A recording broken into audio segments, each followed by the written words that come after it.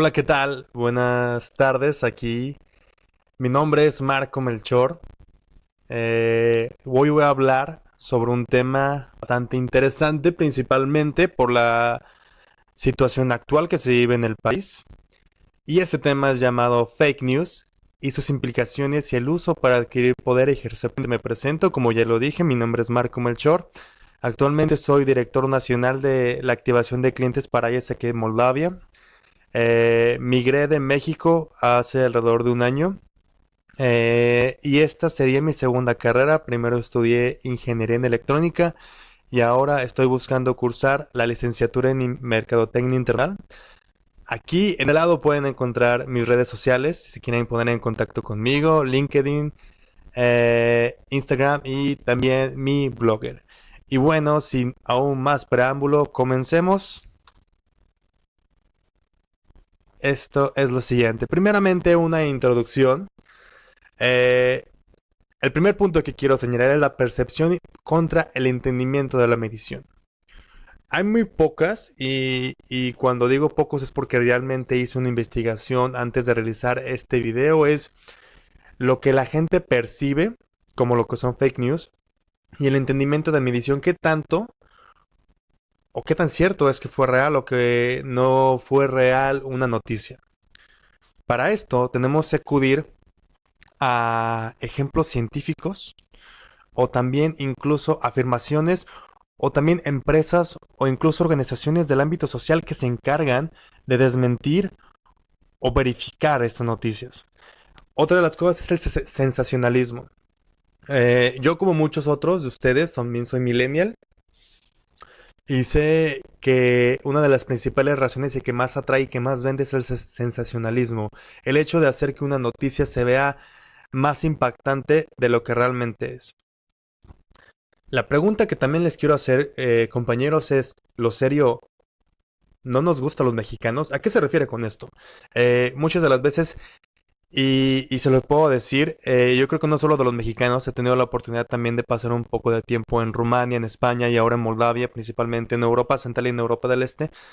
Y es que este no es un fenómeno que solamente ocurre en México. O sea, de verdad hay una crisis, o más que crisis, es un cambio generacional en el que de pronto la seriedad genera un cambio muy grande en la percepción de lo que piensa la gente, ¿no? A veces es muy aburrido simplemente decir que 2 más 2 son 4, pero si en cambio le agregamos un toque picante, un toque que realmente exacerbere o exalte más la opinión de los demás, eso es lo que realmente he notado que vende, y no solo en México.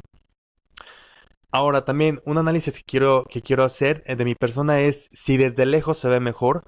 Como ya les comenté, llevo más casi un año fuera del país y regularmente hay pros y contras del que tú hagas un análisis dentro del ambiente en el que estás o fuera del ambiente en el que estás. Esto lo vamos a dar a conocer en un poco más de tiempo de cuáles fueron las sensaciones que yo vertí. Y este tema me encantó, este punto, influencers, los nuevos opresores de la verdad.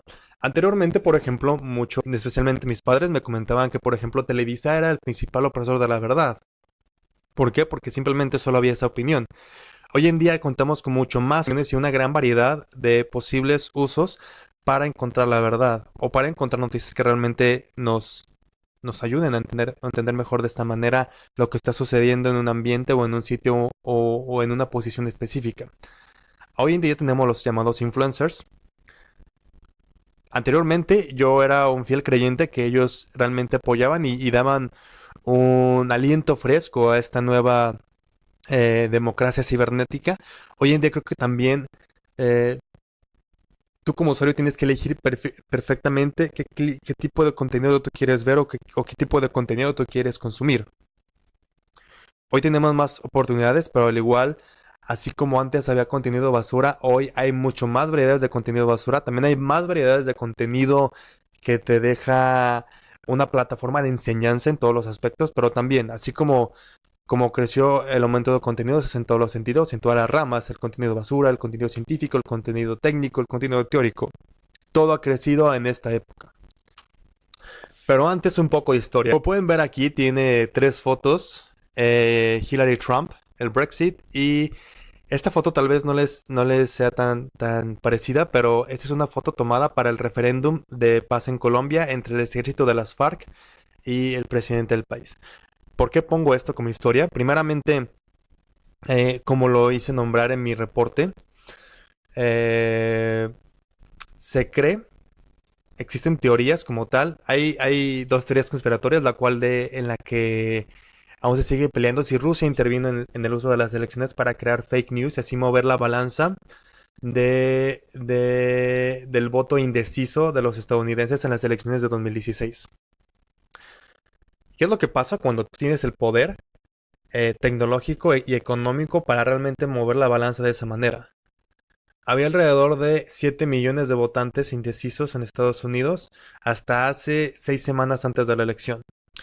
Y hubo una inversión muy fuerte por parte de los asesores de Donald Trump y también asesores externos para que ese sujeto ganara. La pregunta a la que voy y hago redundancia es, ¿cuál es, y es una pregunta que quiero extender para todos los que estén viendo el video, qué realmente o cuál fue el peso real? ¿Realmente influyó este tipo de noticias o simplemente era un votante que solo esperaba un pequeño aliento y un pequeño empujón, sabiendo o no que la noticia era falsa, para simplemente manipular o poner a la balanza su voto? Otro tema es el Brexit, por si no lo saben, en 2016 hizo un referéndum para que Reino Unido, en específicamente Inglaterra, se saliera de la Unión Europea, de este grupo. ¿Por qué toco el tema de fake news? Durante los días antes de las elecciones, todo hacía pensar que iba a ser una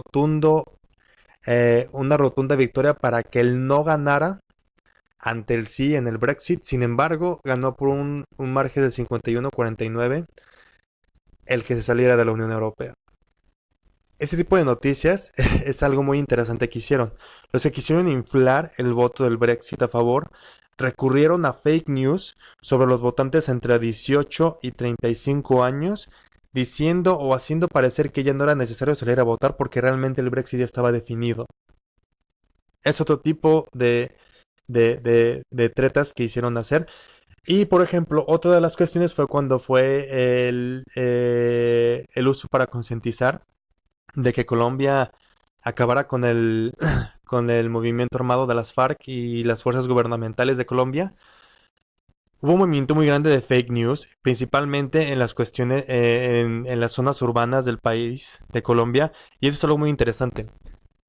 Los mayores votantes del no, de la amnistía del no de Colombia, fueron en zonas donde realmente no se sintió o fue mínimo el, el daño de las fuerzas de las FARC, ya que el ASFAC tuvo más influencia en zonas rurales y en zonas de la montaña y de la costa.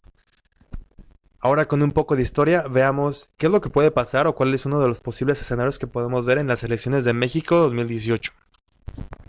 Primeramente la metodología. Para saber esto, utilicé una muestra poblacional de 100 encuestados.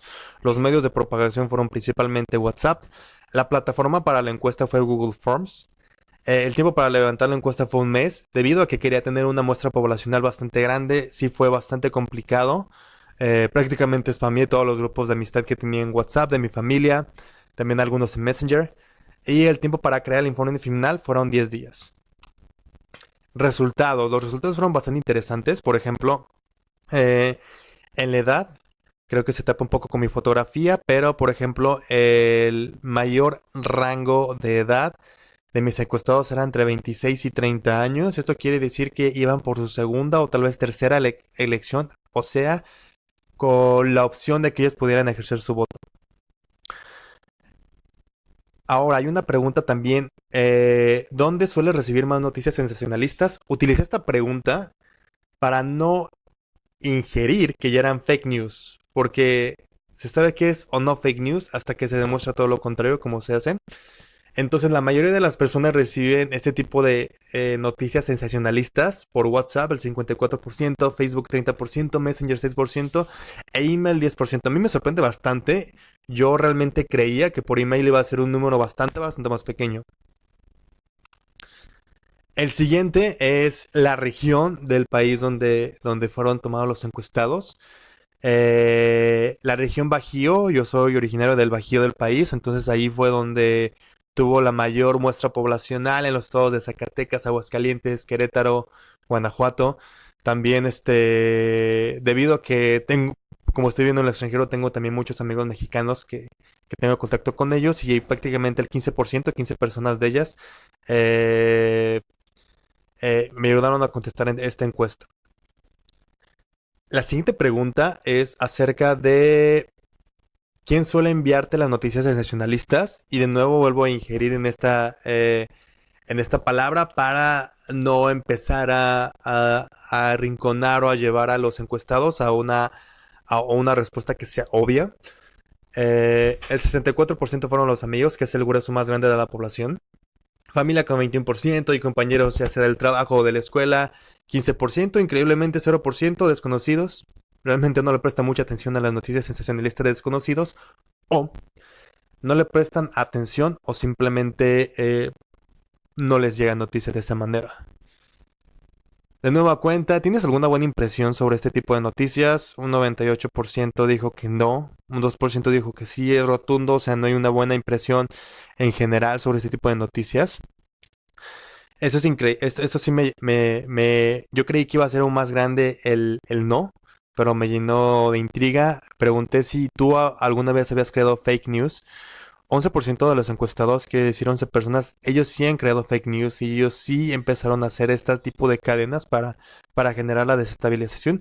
Y este tipo de fake news pueden ser desde cualquier ámbito, ¿no? Por ejemplo, cuando sueltas un Twitter de un artista que no te cae bien, ¿no? Eso también es, por supuesto, una fake news, no solamente en el ámbito político. Ahora, ¿qué es lo que haces cuando recibes una fake news? El 60% de los encuestados no le toman importancia, literalmente no hacen algo. El 18% lo comparten automáticamente en cuanto lo ven y solo el 22% investigan antes de hacer cualquier movimiento. Ahora, otra pregunta que me parece muy importante y es por lo que hice en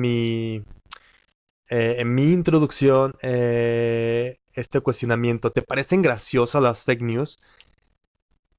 Es increíble que prácticamente fue un 50-50. Ganó el sí Perdón, ganó el no, perdón, ganó el sí por una persona más, o sea, dos personas en total, un 51%.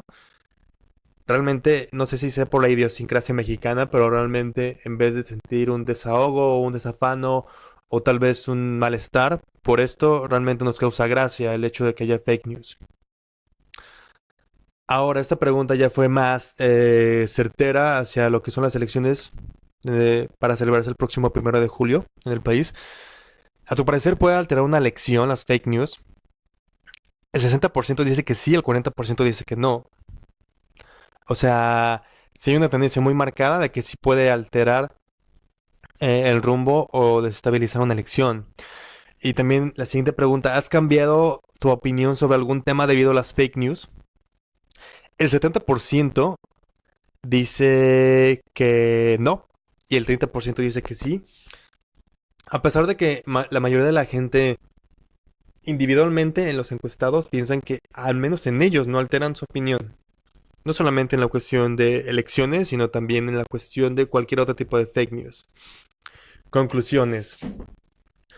Cuando estaba haciendo las encuestas, muchos me decían que toman este tipo de fake news como tipo de la idiosincrasia mexicana de siempre tomarle el sentido humorístico a las cosas. Pero la pregunta y la pregunta que quiero no dejarla al aire, sino tratar de que también ustedes colaboren para tratar de dar una conclusión por ustedes mismos. En realidad son bromas, o sea, en verdad son bromas, en verdad toda la gente que, que consume este tipo de contenido cree que son bromas.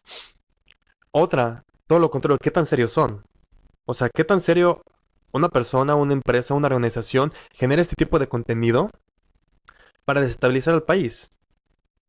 ¿Qué tan importante y qué tan serios son como para tomarse el tiempo de invertir horas o días para generar un hilo de historia para desestabilizar algo, ¿no?